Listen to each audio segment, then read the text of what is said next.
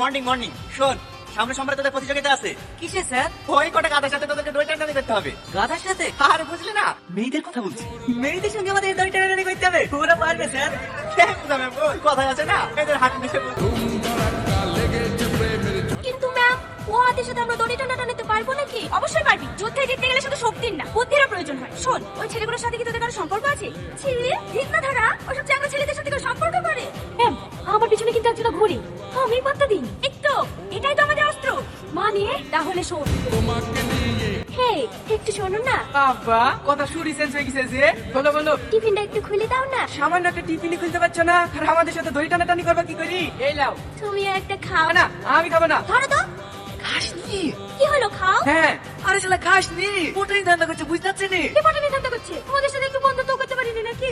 তাকে গিলাসে পড়ি সবসময় পড়বে পাবো। তাহলে হা করো। আমি? হ্যাঁ। কাকে?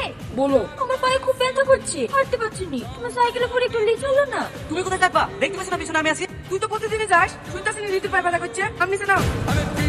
বাহ রাকেশ বাহ, সামান্য একটা মেয়ে লিখে ছোটবেলা বন্ধুকে বলে গেলি। তুই বন্ধু নামের কলঙ্ক, তুই আমার সাথে জীবনে কথা বলবি নি।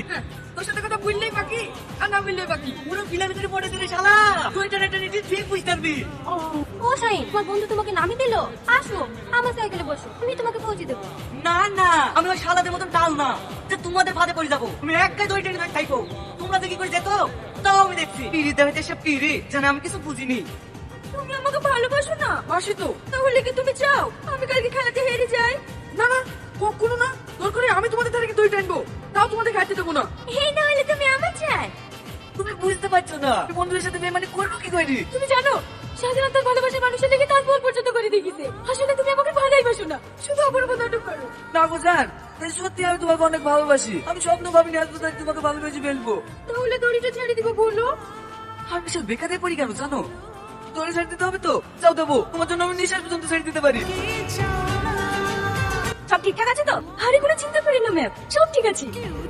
যা, যুদ্ধে জয় হয়ে আয়। এই স্কুল আমাদের ছিল, আগামী দিনে আমাদেরই থাকবে। Ready ready